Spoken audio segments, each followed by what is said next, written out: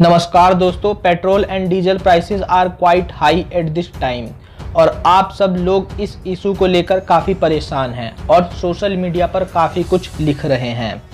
और मेरा ये लेक्चर बनाना आपके सोशल मीडिया पर लिखी बातों का विरोध करना या आपको गलत कहना नहीं है, बल्कि इस इशू पर एक यूपीएससी का क्वेश्चन बन सकता है। इस वीडियो में हम ऐसे ही क्वेश्चन को सॉल्व करने की कोशिश करेंगे। इसीलिए आप सोशल मीडिया पर चाहें जो चाहें वो लिखें, बट वो यूपीएससी आंसर शीट में तो नहीं लिखेंगे। इसीलिए ये वीडियो आपको पूरा देखना चाहिए। साथ ही मैं आपको बता दूं, मैंने यूपीएससी मेंस 2018 एंड 2019 को सॉल्व किया है और उसकी वीडियो प्लेलिस्ट के थ्रू मेरे चैनल पर अवेलेबल है। आप उसे जाकर देख सकते हैं। इससे आपको काफ़ी हेल्प मिलेगी यूपीएससी की आंसर राइटिंग में। Higher petrol and diesel price पर क्वेश्चन इसलिए बन सकता है क्योंकि प्राइम मिनिस्टर नरेंद्र मोदी ने खुद इस पर स्टेटमेंट दिया है।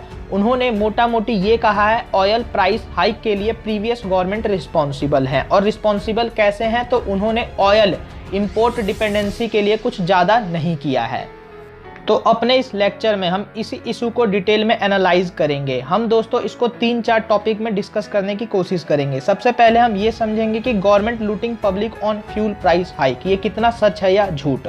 Factors of fuel price hike, यानी जो फ्यूल का प्राइस डिसाइड होता है उसके पीछे फैक्टर्स क्या होते हैं। इसके बाद से government steps towards lowering fuel consumption, सरकार ने क्या क्या ऐसे स्टेप्स लिए हैं जिससे फ्यूल कंजम्पशन को कम किया जा सके। इसके बाद से government steps towards alternative of oil import dependence, यानी दोस्तों यहाँ पर गवर्नमेंट जो है अल्टरनेटिव पर किस तरीके से काम कर रही है उसका भी कुछ मैं आपको ब्रीफली बताऊंगा। साथ ही साथ दोस्तों हमारा एक जो 5th पॉइंट है वो ये है, chance of lowering fuel price. यहाँ पर क्या आगे फ्यूचर में जो ऑयल का प्राइस है वो कम हो सकता है या नहीं, इस पर भी बात करेंगे। उसके बाद से लास्ट में कंक्लूजन। ये सारे पॉइंट्स आपको ऑयल इकोनॉमी पर पूरी जानकारी देने के लिए सफिशिएंट है और आप इसके थ्रू अपना ओपिनियन ठीक से बना पाएंगे आगे आने वाले समय में। और अगर ऑयल प्राइस पर किसी तरीके का क्वेश्चन आता है तो उसको भी आप यूपीएससी में आसानी से डील कर लेंगे। तो बात करते हैं अपने पहले पॉइंट की, government looting public by oil price hike, क्या ये सच है या झूठ। तो देखिए दोस्तों, 2014 में जैसे ही एनडीए गवर्नमेंट बनती है, ऑयल प्राइसेस जो हैं ग्लोबल मार्केट में काफ़ी कम हो जाते हैं और इससे जो एनडीए गवर्नमेंट है वो काफ़ी ज़्यादा रेवेन्यू कमाती है, क्योंकि डोमेस्टिक मार्केट में ऑयल प्राइसेस को उस हद तक कम नहीं किया जाता। और यहाँ पर दोस्तों 2014 से लेकर के 2017-18 के बीच का जो डाटा है वो तकरीबन ये कहता है कि 2,40,000 करोड़ रुपए का जो रेवेन्यू है वो गवर्नमेंट ने एक्स्ट्रा कमाया है। ये एक्स्ट्रा है जो ऑयल प्राइसेस से अगर उसको इंटरनेशनल मार्केट के अकॉर्डिंग चलाया जाता तो इतना गवर्नमेंट एक्स्ट्रा पैसा नहीं कमा पाती। लेकिन दोस्तों यहाँ पर आप ये डाटा देखकर कह सकते हैं कि यहाँ पर तो पब्लिक को लूटा जा रहा है, ये 2,40,000 करोड़ की लूट गवर्नमेंट ने की है। लेकिन दोस्तों देखिए, 2014 से पहले कुछ ऐसे खर्चे थे जो नहीं थे, लेकिन 2014 के तुरंत बाद जैसे ही ये गवर्नमेंट बनी उस पर एक अलग तरीके का खर्चा का बर्डन आ गया और वो 4 इंपॉर्टेंट खर्चे मैं आपको बताना चाहता हूं। पहला इंपॉर्टेंट खर्चा है दोस्तों नेशनल फूड सिक्योरिटी एक्ट 2013 का, जिसमें तकरीबन 1.5 लाख करोड़ से लेकर के 1,75,000 करोड़ तक का हर साल का खर्चा आ रहा था। इसके बाद से दोस्तों 1 रैंक 1 पेंशन, इसमें भी 35,000 करोड़ से लेकर के 42,000 करोड़ तक का खर्चा आ रहा था। इसके अलावा दोस्तों जो तीसरा एक्सपेंडिचर है वो ये है कि स्टेट गवर्नमेंट को अब जो सेंट्रल गवर्नमेंट का रेवेन्यू होता है ऑयल प्राइस से कलेक्ट किया हुआ, उसमें अब एक्स्ट्रा 10% शेयर मिलने लगा। पहले 32% शेयर मिलता था और बाद में ये 42% हो गया, यानी 10% एक्स्ट्रा जो शेयर है इसमें से 2,40,000 करोड़ में से वो स्टेट्स को गया है। यानी आप यहाँ पर कह सकते हैं कि 24,000 करोड़ रुपया तकरीबन स्टेट से एक्चुअली सेंटर से स्टेट की तरफ जा चुका है।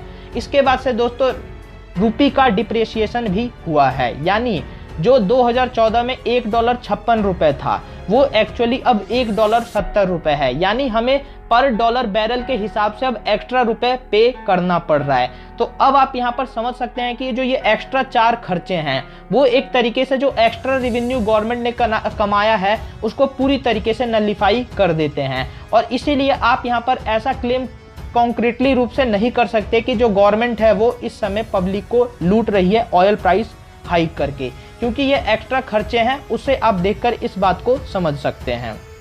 और इसीलिए ये मुझे फालतू की बकवास लगती है कि गवर्नमेंट एक्चुअली ऑयल प्राइस पर टैक्स एक्स्ट्रा लगा करके पब्लिक को लूट रही है। अब दोस्तों यहाँ पर हम दूसरे पॉइंट की बात करते हैं, फैक्टर्स ऑफ फ्यूल प्राइस। यानी दोस्तों फ्यूल प्राइस के फैक्टर्स क्या क्या हैं, किस आधार पर फ्यूल प्राइस का डिसाइड होता है। तो यहाँ पर दोस्तों 4 कंपोनेंट्स है ऑयल प्राइस को डिसाइड करने के। पहला हमारा पॉइंट होता है कॉस्ट टू डीलर, यानी डीलर को कितना खर्चा आ रहा है, और इसमें इंक्लूड किया जाता है crude oil price plus other processing charge. और दोस्तों यहाँ पर इसको किसी तरीके से कम करना हमारे हाथ में नहीं है। इसके बाद से दोस्तों सेंट्रल गवर्नमेंट जो है वो एक्साइज ड्यूटी लेती है ऑयल पर, और ये ऑयल प्राइस जो आप देते हैं उसका तकरीबन 30% होता है। उसके बाद से दोस्तों स्टेट गवर्नमेंट है वो वेट चार्ज करती है, और वेट जो होता है वो 25% टू 42% तक वेरी करता है, और ये एक्चुअली में अलग अलग स्टेट में अलग अलग है। इसके बाद से दोस्तों डीलर कमीशन है, और डीलर कमीशन तकरीबन 6% आ जाता है। तो यहाँ पर दोस्तों ये ओवरऑल 4 फैक्टर हैं जिसके थ्रू ऑयल प्राइस जो है वो डिसाइड होता है। यहाँ पर अगर हमें ऑयल प्राइस को कम करना है तो डीलर कमीशन और कॉस्ट टू डीलर जो ये आ रहा है उसको हम किसी तरीके से चेंज नहीं कर सकते। हाँ, यहाँ पर सेंटर और स्टेट गवर्नमेंट जो है अपने टैक्सेस को रैशनलाइज करके ऑयल प्राइसेस को कम कर सकती है। अब दोस्तों बात करते हैं अपने थर्ड पॉइंट की कि रिसेंटली गवर्नमेंट ने ऐसा क्या किया है जिसके थ्रू वो कह सकती है कि उसने वाकई फ्यूल कंजम्पशन को कम करने की कोशिश की है, यानी लॉवरिंग ऑफ फ्यूल कंजम्पशन। तो देखिए दोस्तों, फ्यूल कंजम्पशन को कम करने के लिए सेंट्रल गवर्नमेंट ने फास्टैग को अब मैंडेटरी बना दिया है 15 फरवरी के बाद से, और फास्टैग के मैंडेटरी होने के बाद से ऐसा उम्मीद किया जा रहा है कि इससे तकरीबन हर साल 80,000 करोड़ रुपए के फ्यूल की बचत होगी। यानी ये एक काफ़ी बड़ा स्टेप होगा फ्यूल कंजम्पशन को कम करने के दिशा में। उसके बाद से दोस्तों डेडिकेटेड फ्रेट कॉरिडोर बनाए जा रहे हैं, और गवर्नमेंट ने डेडिकेटेड फ्रेट कॉरिडोर बनाने में भी सफलता हासिल की है, और 657 किलोमीटर का जो डेडिकेटेड फ्रेट कॉरिडोर है उसको ओपन कर दिया गया है, और इस पर तकरीबन 1000 ट्रेनें चल रही हैं। अब दोस्तों ये 1000 ट्रेनें डेली चल रही हैं और कितने फ्यूल की बचत कर रही होंगी इसका आप खुद अंदाजा लगा सकते हैं। इसके अलावा दोस्तों मोदी गवर्नमेंट ने किसान रेल जो है उसको भी लॉन्च कर दिया है, और अब आज की डेट में 100 एटलीस्ट किसान रेल चल रही हैं।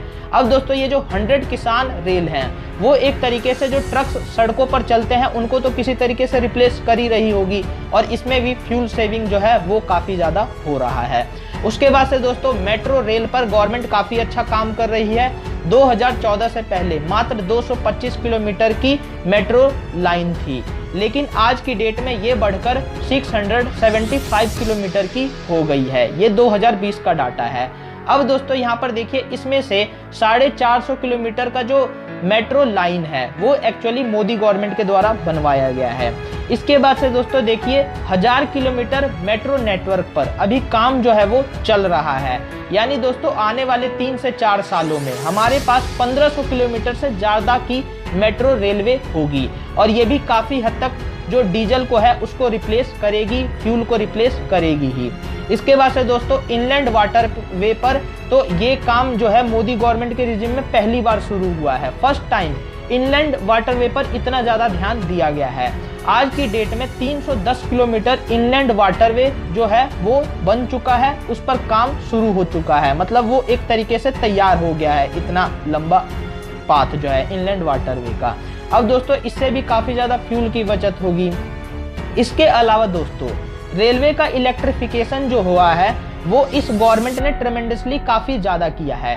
371% का जो इलेक्ट्रिफिकेशन होता है रेलवे का, उसमें इतना जंप देखा गया है अगर हम 2009 से 2014 के डाटा का कंपैरिजन करें तो, और ये तकरीबन 18,000 किलोमीटर जो है वो रेलवे लाइन हो जा रही है।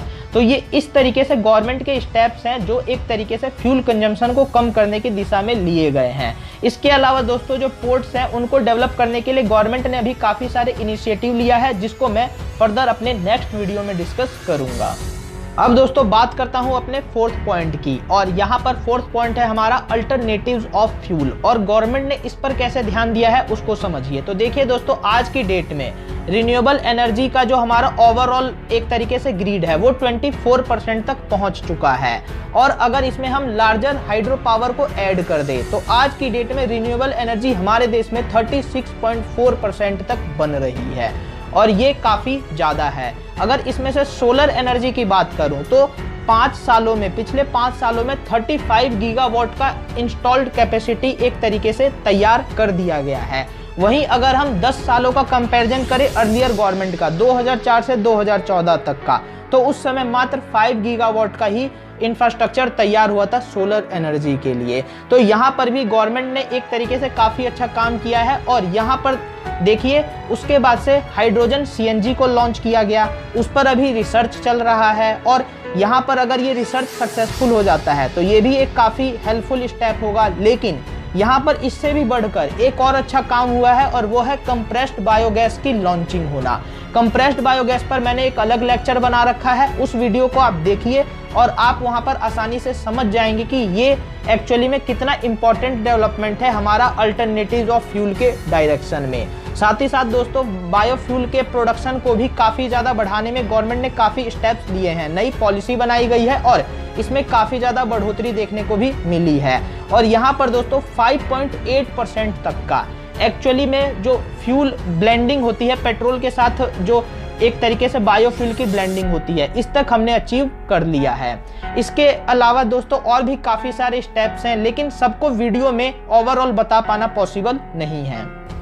अब दोस्तों मेरा फिफ्थ पॉइंट है chance of lowering oil price. क्या ऑयल प्राइसेस कम हो सकते हैं? तो देखिए दोस्तों, इस पे मैं आपको इम्पॉर्टेंट 3 बातें बताने वाला हूँ। पहला पॉइंट ये है कि हाँ, गवर्नमेंट जो है ऑयल प्राइसेस को कम कर सकती है अगर इसे जीएसटी काउंसिल में रखा जाए। लेकिन दोस्तों जीएसटी काउंसिल में इस समय ऑयल को लाना पॉसिबल नहीं है, लगभग ये नामुमकिन है। अब देखिए ये नामुमकिन क्यों है? तो देखिए दोस्तों, 2017 में हमारे देश की इकोनॉमिकल सिचुएशन काफ़ी नॉर्मल थी, और उस समय भी जो स्टेट गवर्नमेंट्स थी उन्होंने ये मना कर दिया था कि फ्यूल को एक्चुअली में जीएसटी में ना लाया जाए। तो अब दोस्तों देखिए, आज के समय में कोरोना वायरस पेंडेमिक है, और कोरोना वायरस पेंडेमिक के दौरान दोस्तों फिर अगर ऐसा करने को कहा जाएगा तो उसको स्टेट गवर्नमेंट जो है काफ़ी ज़्यादा विरोध करेंगी ही करेंगी, और एक अच्छा खासा रेवेन्यू का सोर्स अपने हाथ से वो नहीं जाने देंगे। तो यहाँ पर एक तो मेजर कारण ये है कि जीएसटी काउंसिल में ये नहीं आ सकता। उसके बाद से दोस्तों देखिए, दूसरा इंपॉर्टेंट रीज़न ये है कि हमारा जो फिस्कल डेफिसिट है वो 9.5% हो गया है कोरोना वायरस पेंडेमिक के कारण। और यहाँ पर दोस्तों देखिए, अगर इसको हमें सही करना है तो आगे तकरीबन 4 से 5 साल लगने वाले हैं, यानी इसको 3.5% तक ले जाने में इतना समय कम से कम लगेगा ही लगेगा, और इसके लिए हमें एक्स्ट्रा रेवेन्यू की ज़रूरत पड़ेगी। और दोस्तों हमने डायरेक्ट टैक्स रेट जो होता है ऑलरेडी काफ़ी कम कर रखा है, कॉर्पोरेट टैक्स जो रेट है उसको भी हमने कम कर दिया है। इसका मतलब ये कि अगर हमारा टैक्स रेट कम रहेगा तो हमारा फिस्कल डेफिसिट ऑटोमेटिकली काफ़ी ज़्यादा बढ़ेगा ही। अगर हम ऑयल पर डिपेंडेंट नहीं रहेंगे तो ये फिस्कल डेफिसिट और ज़्यादा बढ़ेगा, और इससे क्या होगा, अगर फिस्कल डेफिसिट बढ़ता है तो इससे इन्फ्लेशन बढ़ता है और रुपये का डिप्रेसिएशन होता है। यानी दोस्तों अगर यहाँ पर गवर्नमेंट चाहे कि ऑयल प्राइसेस को कम करे और ये काम करे टैक्स कट करने के थ्रू, तो इन्फ्लेशन और डिप्रेसिएशन ऑफ रूपी ये 2 फैक्टर एक तरीके से अपना रोल प्ले करेंगे, और जो टैक्स कम करने का जो बेनिफिट है वो एक्चुअली में पब्लिक तक नहीं पहुंच पाएगा, क्योंकि इन्फ्लेशन और डिप्रेसिएशन ऑफ रूपी उसको काउंटर बैलेंस कर देंगे। तो एक मेजर कारण ये भी है कि बिना टैक्स कट किए गवर्नमेंट जो है ऑयल प्राइसेस को उस हद तक कम नहीं कर पाएगी। अब दोस्तों यहाँ पर ऑयल प्राइसेस क्या कम हो सकते हैं? तो हाँ, हो सकता है ऑयल प्राइसेस कम अगर इंटरनेशनल मार्केट में इसके दाम और ज़्यादा कम हो और प्रोडक्शन और ज़्यादा बढ़ाया जाए, और ऐसा कहा जा रहा है कि अप्रैल में ऐसा हो सकता है, तो तब तक हमें वेट करना होगा। इसके अलावा दोस्तों एक तीसरा मेजर कारण ये है कि अगर ऑयल प्राइसेस के दाम काफ़ी कम हो जाते हैं तो ये रिन्यूएबल एनर्जी सेक्टर को काफ़ी ज़्यादा नुकसान पहुंचा सकता है। यानी दोस्तों रिन्यूएबल एनर्जी के कंपैरिजन में अगर ऑयल से मिलने वाली एनर्जी सस्ती हुई तो यहाँ पर जो डिपेंडेंसी है वो रिन्यूएबल एनर्जी से शिफ्ट होकर फिर दोबारा इस तरफ जाने लगेगी, और इसके कारण कोई भी रिन्यूएबल एनर्जी में इन्वेस्ट नहीं करेगा, जिससे क्या होगा और ज़्यादा इंपोर्ट बढ़ेगा पेट्रोलियम का, कोयले का, और इससे हमारा बैलेंस ऑफ पेमेंट क्राइसिस बिगड़ सकता है। तो यहाँ पर गवर्नमेंट ध्यान देगी कि बैलेंस ऑफ पेमेंट क्राइसिस को ना बिगड़ने दिया जाए और रिन्यूएबल एनर्जी सेक्टर को ज़्यादा नुकसान ना होने दिया जाए। इसके लिए क्या करना होगा, तो जो ऑयल प्रोडक्ट्स हैं उसके थोड़े दाम जो है वो महंगे रखे जाएं। और यहाँ पर दोस्तों ऐसा करने में गवर्नमेंट चाहेगी कि ऑयल प्राइसेस एटलीस्ट 75 से 90 के बीच में हो, यानी 75 रुपए से कम वो इसको नहीं होने देगी, क्योंकि 75 रुपए से अगर कम होगा तो एक तरीके से रिन्यूएबल एनर्जी सेक्टर को इससे नुकसान होगा। तो एक मेजर कारण ये भी है। तो दोस्तों ये 3 इंपॉर्टेंट रीजन है जिसके थ्रू आप समझ सकते हैं कि ऑयल प्राइसेस को लो तो किया जा सकता है, लेकिन गवर्नमेंट इन सारे फैक्टर्स को देखेगी और उसके बाद एक काफी बैलेंसिंग अप्रोच लेगी। अब दोस्तों हमारा जो 6th पॉइंट है वो है कंक्लूजन। और कंक्लूजन में दोस्तों मैं मोस्टली आपके ओपिनियन को जानना चाहता हूं, क्योंकि मैंने अपना ओपिनियन ऑलरेडी काफी हद तक शेयर कर दिया है इस वीडियो के थ्रू। और ये जो मैंने इस वीडियो में बातें बताई हैं वो सारी दोस्तों एक्सपर्ट्स के व्यू पॉइंट्स हैं और जो अखबार में डाटा आता है उसके बेसिस पर मैंने बताया है। फिर भी दोस्तों मैं आपसे जानना चाहता हूं कि गवर्नमेंट यहां पर क्या अप्रोच अपनाए और किस तरीके से काम